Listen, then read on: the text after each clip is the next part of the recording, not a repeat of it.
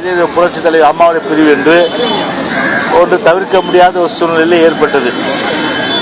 நாங்கள் எல்லாம் இதே புரட்சி தலைவி அம்மா அவர்கள் பக்கம், புரட்சி தலைவர் புரட்சி அம்மா அவர்கள் பக்கம் முழுமையாக இருந்து அம்மா அவருக்கு அன்றைக்கு பக்கபலமாக இருந்தோம். 82ஆம் ஆண்டு காலத்திலிருந்து தொடர்ந்து இன்றும் நாளையும் சரி புரட்சி தலைவர் புரட்சி அம்மா அவர்கள். அந்த அடிப்படையில் தான் ஒரு விசுவாசம். எனவே இப்போ உதாரணத்துக்கு நானே எடுத்துக்கொண்டால் கூட புரட்சி தலைவியும் இயக்கத்தின் மீது விசுவாசம் கொண்ட காரணத்தால் தான் 1991ஆம் ஆண்டு காலத்தில் 84 கூட சீட்டு கேட்ட தலைவர் காலத்தில் கிடைக்கல. அதே போல் 89 சீட்டு கேட்ட 84 89 கூட்டணிக்கு போயிடுச்சு. ஆனால் 91ஆம் ஆண்டு எனக்கு கொடுத்தாங்க, சீட்டு கொடுத்து அடையாளம் காட்டினாங்க அம்மா. அது பிறகு அமைச்சரான. ஆனாலும் அன்றைக்கு 91ஆம் ஆண்டு அமைச்சராக அன்றைக்கு அமைச்சரை இதே புரட்சி தலைவர் அம்மாவுடைய தலைமையிலே அமைச்சரவை பதவி இருக்கும்போது அந்த நாரமியும் ஒரு அமைச்சர். அப்படி தன்னை எதிர்த்தவர்கள் கூட அரசியல் எதிரும் புதிருமா இருந்தாங்க. எதிரும் புதிருமாக இருந்தாலும் கூட புரட்சி தலைவர் பக்கம் இருந்தவர். எனவே அவரை நாம் மதிக்க வேண்டும், அவருக்கும் கேபினெட்டில் நாம் உரிய அந்தஸ்து தர வேண்டும் என்று சொல்லி கேபினெட்டில் ஒரு அந்தஸ்து கொடுத்து ஒரு அமைச்சராக அழகு பார்த்தவர் புரட்சி தலைவி அம்மா அவர்கள். யாருக்குமே இல்லாத ஒரு சிறப்பு எனக்கு என்னன்னு சொன்னால் நான் பெருமையாக சொல்லிக்கிறேன். புரட்சி தலைவரோடு அமைச்சர்கள் இருந்தவர்கள். உதாரணத்துக்கு அண்ணன் டாக்டர் நாவலர், நடமாடு பல்கலைக்கழக டாக்டர் நாவலர், அதே போல் அண்ணன் KAK, அதே போன்று அண்ணன் ஐயா SDS, அதே போன்று அண்ணன் RMB அவர்கள், அதே போன்று அண்ணன் முத்துசாமி. இன்னைக்கு முத்துசாமி வேற கட்சியில் இருக்கலாம், அது வேற விஷயம். ஆனால் இன்னைக்கு புரட்சியர் காலத்தில் இருந்தாங்க. அப்படி புரட்சி தலைவர் நெருக்கமாக இருந்த நிலையில் நானும் ஒரு அமைச்சரா அன்னைக்கு இருந்தேன். ஆனால் என்னை KAKவும் சரி, அண்ணன் KAKவும் சரி, அண்ணன் RMBயும் சரி, செல்லமா என்ன கூப்பிடுவாங்கன்னா பேபி ஆஃப் த கேபினட் தான் கூப்பிடுவாங்க. அப்போ எனக்கு பார்த்தீங்கன்னா கிட்டத்தட்ட 31 வயசு 32 வயசு எனக்கு. அந்த பேபி ஆஃப் த கேபினட் அந்த வகையில் என்னோட கலகலப்பாக பேசி எனக்கெல்லாம் கைடன்ஸ் கொடுப்பாங்க. எனக்கு அதை நிச்சயமாக நான் மறக்க முடியாது. அதில் அதன் பிறகு பார்த்தீங்கன்னா புரட்சி தலைவர் மறைவுக்கு பிறகு, அம்மாவுடைய மறைவுக்கு பிறகு அவரை பொறுத்தவரை வேறு ஒரு இயக்கத்துக்கு அவர் சென்றிருந்தாலும் கூட எங்களை பொறுத்தவரை ஒரு தலைவரோடு இருந்தவர், அம்மாவுடைய கேபினெட்டில் இருந்தவர்.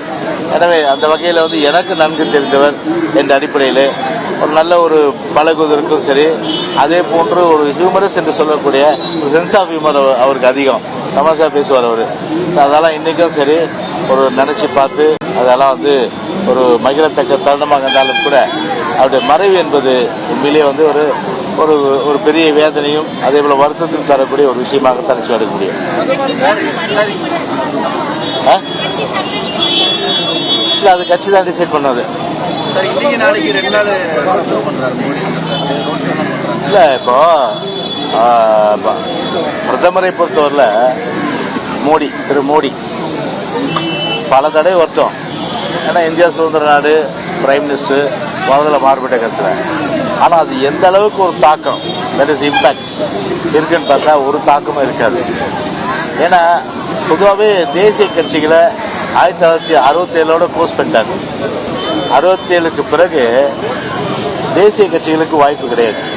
அன்னைக்கு பார்த்தீங்கன்னா புரட்சி தலைவர் மறைவுக்கு பிறகு திரு ராஜீவ்காந்தி, காங்கிரஸ் கட்சியினுடைய தலைவர், முன்னாள் பிரதமர், அவரை பொறுத்தவரை பல முறை கிட்டத்தட்ட 13 முறை வந்தார்.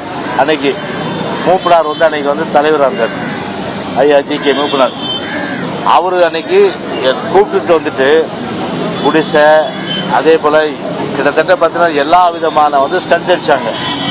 ஸ்டண்ட் அடித்தா கூட 23 சீட்டு தான் அன்றைக்கி எடுக்க முடிஞ்சுது. அன்றைக்கி 89 காங்கிரஸை பொறுத்தவரை 23 தான் சீட் எடுக்க முடிஞ்சுது. அன்றைக்கி தான் நினச்சிட்டாங்க தலைவர் இல்லை, அதில் நம்ம ஈஸியாக ஆட்சியை பிடிச்சிடலாம் அப்படின்ற அடிப்படையில் ஐயா மூப்பனார் பல முறை கூப்பிட்டு தமிழ்நாட்டில் பலவிதமான ஸ்டண்ட் அடித்து கூட மக்கள் ஏற்றுக்கல ஒரு விஷயம். அதில் இப்போது தேர்தல் நடக்கின்ற சூழ்நிலையில் திரு மோடியை பொறுத்தவரை, பாரத பிரதமர் மோடியை பொறுத்தவரையில் எத்தனை முறை வந்தாலும் சரி அது அதனால் ஒரு பாரதிய ஜனதா வேட்பாளர்கள், பாரதிய ஜனதா கட்சி ஒரு பெரிய அளவுக்கு இங்கே கால் ஊன்ற முடியாது. ஸோ அதுக்குரிய அந்த பலம் ஒரு 4-5% இதுதான் இருக்கும். இதுக்கு மேலே தாண்டதுன்றது பெரும் கஷ்டம். அதனால் ஒரு விஷயம் நீங்கள் தெரிஞ்சுக்கணும், ஒரு 10 வருஷமாக தமிழ்நாட்டுக்கு அடிக்கடி வர திரு மோடி அவர்கள் 10 வருஷம் தூங்கிட்டு இருந்தாரா நான் கேட்குறேன். 10 வருஷம் தமிழ்நாட்டுக்கு நினச்சிருந்தா எவ்வளோ திட்டங்கள் கொண்டு வந்திருக்கலாம். இப்போ திரு நிர்மலா சீதாராமன் சொல்கிறாங்க, நாங்கள் அவ்வளோ பணம் கொடுத்தோம் இவ்வளோ பணம் கொடுத்தேன்னு.